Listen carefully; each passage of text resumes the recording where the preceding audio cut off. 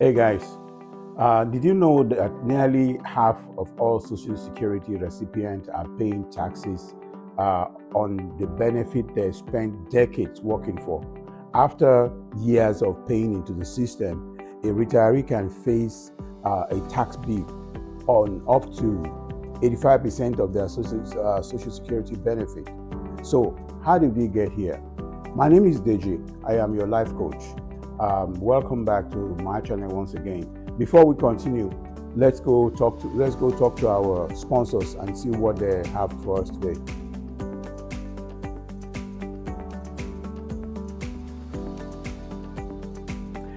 Hey everyone, my name is Deji. I'm excited to share an amazing opportunity with you today, especially all my women out there from all walks of life. Whether you are a nurse, a single mom, a widow, a small business owner, a student, or even you are a scientist, this grant opportunity is for you. I'm talking about a grant from our sponsor.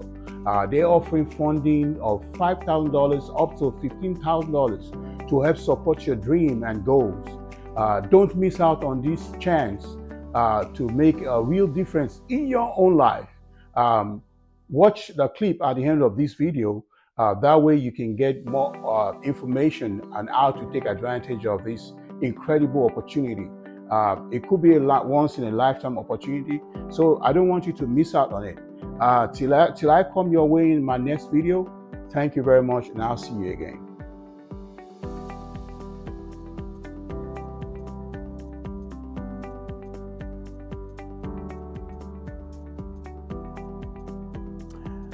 Let me hit you with a surprising stat. Nearly half of all Social Security recipients are paying taxes on the very benefit they spend entire career earning. That's right. That's very right. After decades of paying into the system, retirees can still end up paying taxes up to 85% of their Social Security income. And now, with new proposals like Trump's plan to eliminate the taxes altogether, debate is heating up again. How did we get here? How did we get here? Why are we taxing retirement benefits at all? Could that actually change today? We are breaking down the history, the policy, and the real-world impact of taxing Social Security, plus what it could mean for your retirement. Okay, so the backstory is this: how Social Security became taxable, right? Let's rewind a bit. The taxation of Social Security benefit didn't exist until 1984.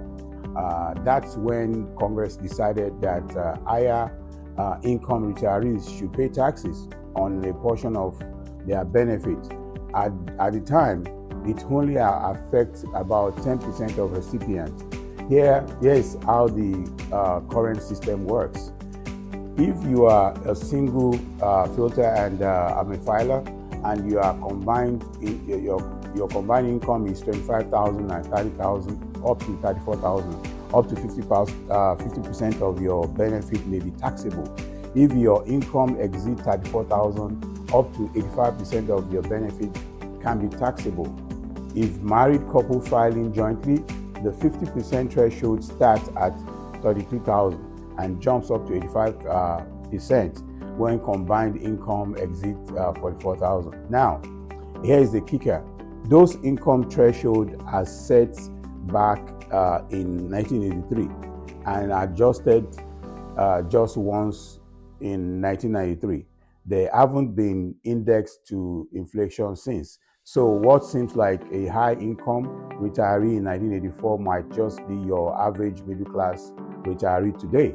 So because time have changed, and when time change, the income rate too should be adjusted. If adjusted for inflation, in those same thresholds had been indexed into inflation, here is what they didn't look like today. For single filer, the 50% bracket would begin around 81,000, and the 85% threshold wouldn't kick in until 108,000. For married couple, the range would shift to $103,000, $142,000 before 85% of the benefit would be taxed. In other words, today's retirees are getting taxed like higher income earners based on standard from 40 years ago. And that's a big deal. It is a big deal. Why wasn't it indexed to inflation? Now, this is just an oversight. Maybe lawmakers didn't realize how inflation would erode the value of those incomes limit. Possibly, but many policy experts argue otherwise. The reality is that this is likely like a political compromise, a way to generate additional taxes revenue gradually over time without having a race to raise taxes outright. By not indexing the threshold more and more, retirees got swept into the tax net simply due to cost of living increase and higher wages. It's what economists call the bracket creep, and it turned what was originally a tax on high-income senior into a tax that affects nearly 50% of retirees. Can you imagine that? It's affecting about 50% of retirees. The equity debate, supporters of taxing Social Security argue it promotes fairness. The House Budget Committee once stated that the taxing Social Security benefit more like private pension. Incomes help ensure tax equity across the different income types. And remember, Social Security was always designed to be a progressive, a system that provides a higher percentage of income replacement for low wage workers than for high wage earners. But here's where it gets tricky. When middle class income retires, many of whom rely heavily on Social Security, start getting hit with tax bill. The original intent of the program was to feel distorted, especially when many of these seniors are fixed income earners. Nearly 1 in 10 senior already live in poverty. Isn't that sad? So argument for eliminating the tax, right? Critics of Social Security taxation says this is a classic case of double taxation. You pay income in the system through payroll taxes your entire working life, and then when it's time to collect, you are taxed again, which I think, in my opinion, is unfair. That's double taxation. Even financial figures like Forbes argue that the senior who choose to keep working shouldn't have to pay both payroll taxes and income taxes on Social Security at the same time. It creates a divisive style, to stay in the workforce, and that's why proposals like Donald Trump's idea to eliminate taxes on Social Security benefit are gaining attention. It's a move that could help millions of retirees, but it's not without cost. Okay, it's going to come with a cost. The traits of revenue and insolvents. Let's break this down with some real numbers. According to estimate from the Tax Policy Center, right, eliminating federal income tax on Social Security benefit would result in a significant reduction in government revenue. So that's another side to it. Around $1.5 trillion over the next 10 years. That's a massive chunk of funding that currently helps support a wide range of federal programs. So, what does that mean for Social Security itself? Would removing the tax push the program into crisis mode? Not immediately. Social Security wouldn't collapse overnight, but the change would almost certainly have a long-term consequence. Experts suggest that eliminating tax would accelerate the program's insolvency by about 1 year. So as things stands today, the Social Security Trust Fund is already a shaky ground. It's projected to start falling short by 2035, at which point the program would only be able to cover about 75% of scheduled benefit unless reforms are made.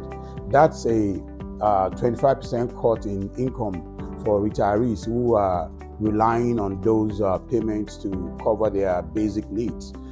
So yes, repealing the tax on social security benefit would offer immediate relief to seniors, particularly those living on fixed income, right? Which most of them are. It would simply tax and put more money directly into the retiree's pocket. But the relief comes with a serious trade-off.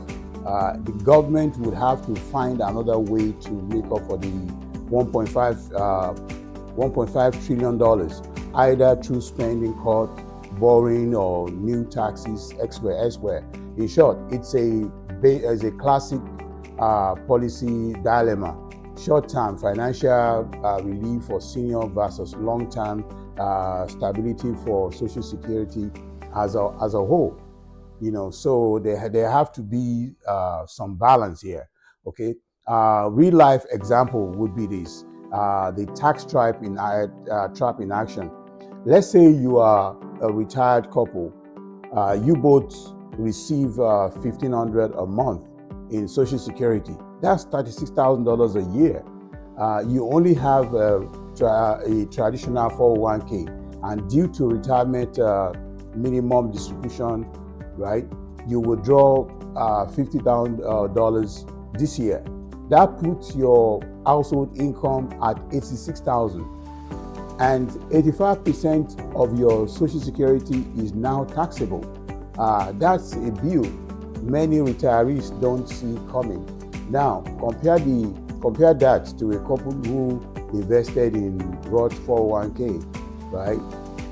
They could withdraw the same $50,000 tax-free, avoid RMDs entirely, and possibly owe zero federal tax thanks to that standard deduction. This is why tax planning and retirement account diversification are so crucial, very important. You need to have that understanding, so that's where you can put yourself in an advantage position. Wrapping it up right now. At the end of the day, the debate over taxing Social Security isn't just about dollars and cents. It's about deeper issues. It's about values. It's about fairness. It's about long-term stability.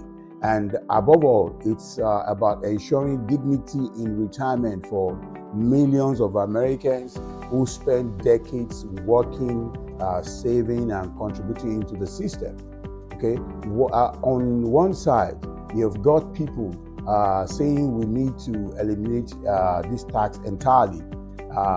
They argue that seniors, especially those living on a fixed income, shouldn't be punished in retirement with surprise tax bills. They have already paid into the system for their entire working life. For many, Social Security isn't extra income. It's the only income.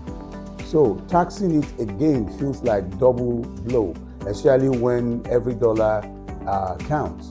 On the other side, there is the argument that removing this tax reduces such needed revenue for a system already facing financial shortfalls. So supporters of the current system says we need to keep this funding in place to ensure future generations, your kids, your grandkids, can count on receiving benefit too. Without some forms of taxation or reform, the math doesn't add up. So they see the tax as being necessary, if imperfect, part of the bigger picture. And honestly, both sides make valid points. There's a real truth and a real concern on both ends of this conversation. But one thing is undeniably clear: this tax now affects far more people than it was ever meant to be. So when it was first introduced, it targets just top earners. Now, almost half of all retirees are paying taxes on their benefit, and a big reason why the income thresholds haven't been updated in over 30 years. They are frozen in time, never adjusted for inflation, while the cost of living continue to rise. That's not just bad, it's a silent penalty on the middle class. So why do we go from here? Shouldn't we eliminate the tax completely? Should we raise the income threshold to reflect today's economy, or the very least, should we index those thresholds to inflation so they keep the pace with reality? There are kinds of questions. These are kind of questions that we have to start asking as a country, because this issue doesn't just affect today's seniors. It affects anyone planning for retirement, whether you are 5 years away or you're 50 years away. This is your future too. So I want to hear from you. What do you think? Should Social Security benefit be tax-free? Should we reform the system? What's the fairest, most sustainable solution for everyone? Drop your thoughts in this comment. I read every one of my comments, and I am genuinely curious to hear your take on this issue. If this video helped you make sense of this issue, do me a favor. Just give me give me some people to see it. If you are new to my channel, hit the subscribe button to stay in the loop. And if you know someone who is retired, near retirement, or just want to know better or understand better how this system works, please consider sharing this video with them. It could really make a difference.